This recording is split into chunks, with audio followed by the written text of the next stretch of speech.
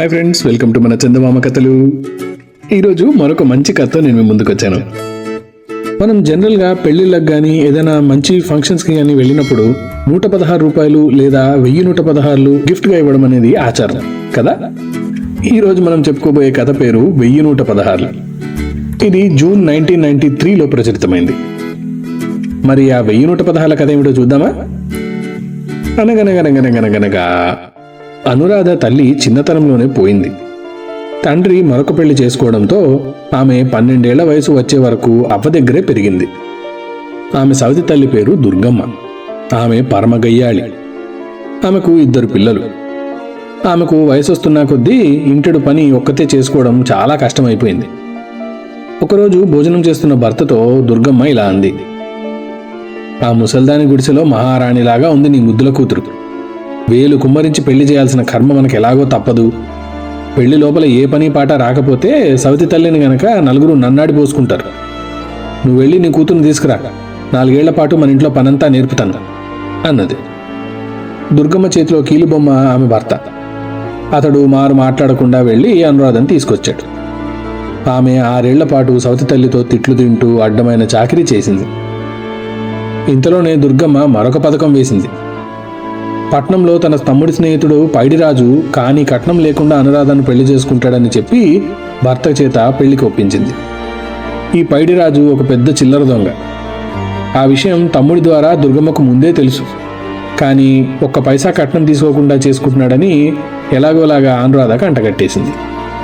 పెళ్లికి ముందు తనకు పట్నంలో ఉద్యోగం ఉంది అని చెప్పించింది పైడిరాజుతో. కాపురానికి వచ్చిన వారం రోజుల్లోనే అతని ఉద్యోగం ఏమిటనేది అనురాధకు తెలిసిపోయింది.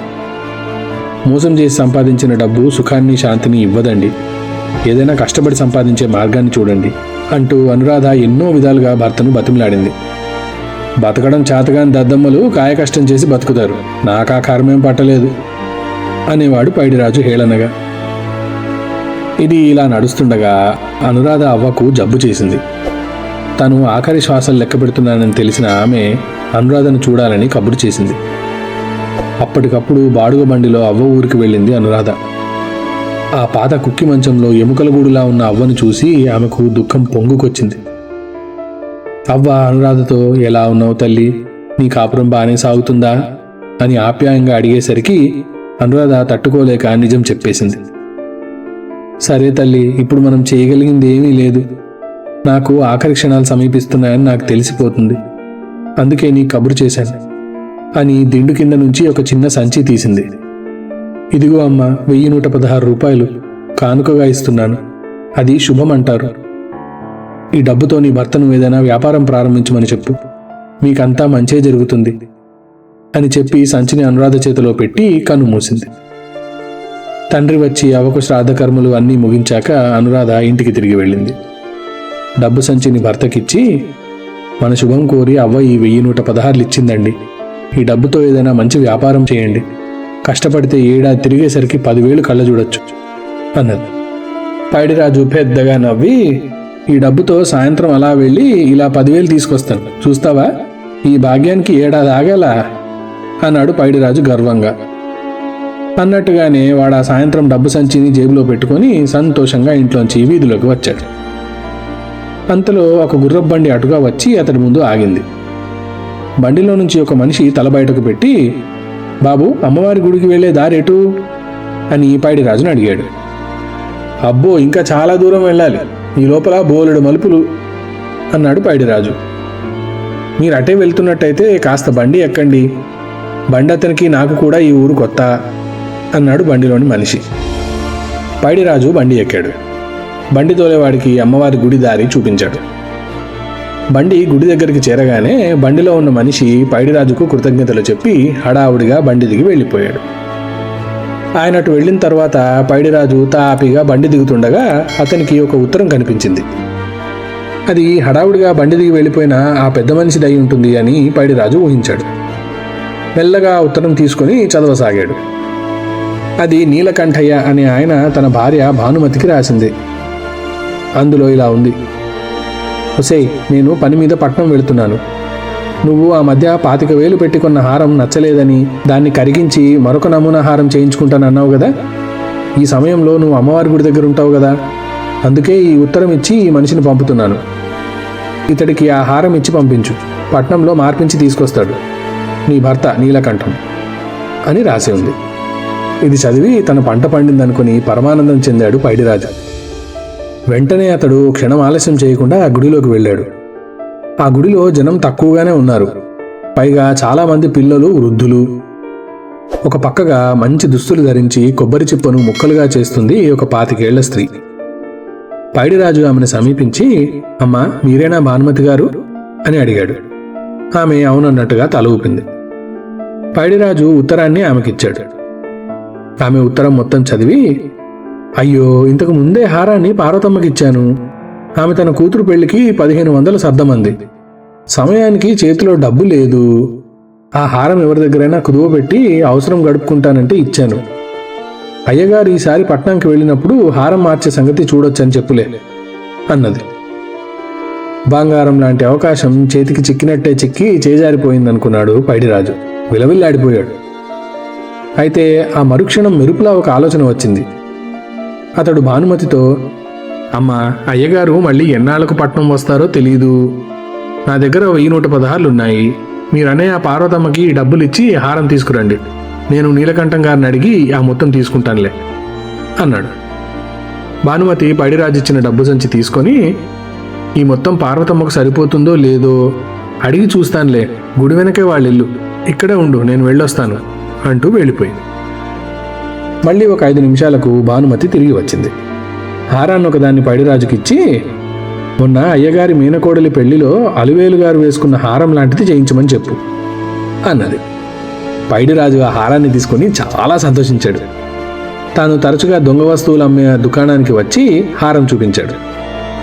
ఆ దుకాణం యజమాని దేవనాథం హారం కేసి కొంచెం సేపు పరీక్షగా చూసి తర్వాత తలెత్తి పైడిరాజు కేసి కోపంగా చూశాడు. ఏరా పైడిరాజు, పూత బంగారం మెరుపులో నా కళ్ళు కప్పుదామనుకున్నావా అంటూ హారాన్ని నేలకేసి కొట్టాడు. పైడిరాజు నెత్తిన పిడుగు పడ్డట్టయింది. ఎప్పుడు ఎదుటివారిని మోసం చేసే తాను ఘోరంగా చిత్తైపోయాడు. తన డబ్బంతా పోయింది. ఇప్పుడు భార్యకు మొహం చూపించడం ఎలా? పైడిరాజు బాగా పొద్దుపోయే వరకు వీధుల్లో తిరిగి ఇల్లు చేరాడు. ఇల్లంతా చీకటిగా ఉంది. అనురాధ లేదు. అతడు దీపం వెలిగించగానే బల్ల మీద అనురాధ వదిలి వెళ్ళిపోయిన ఉత్తరం ఒకటి కనిపించింది. అందులో ఇలా రాసి ఉంది: భానుమతి నా స్నేహితురాలు. ఆయన భర్త నీలకంఠం, ఆమె కలిసి మీకు బుద్ధి చెప్పి నా జీవితాన్ని బాగు చేయాలని ఇలాంటి నాటకం ఆడారు. ఒక దొంగకు లేదా మోసగాడికి భార్య అనిపించుకోవడం కంటే చావడం మేలు. మా అవ్వ చనిపోయే ముందు చివరి గడియల్లో ఇచ్చిన 1116 భానుమతి నాకు అందజేసింది. ఈ డబ్బుతో 2 ఆవుల్ని కొనుక్కొని వాటి పాలు అమ్ముకుని బతుకుతాను. అలాగైనా నాకు గౌరవంగా ఉంటుంది. అందుకే మా ఊరు వెళ్ళిపోతున్నాను.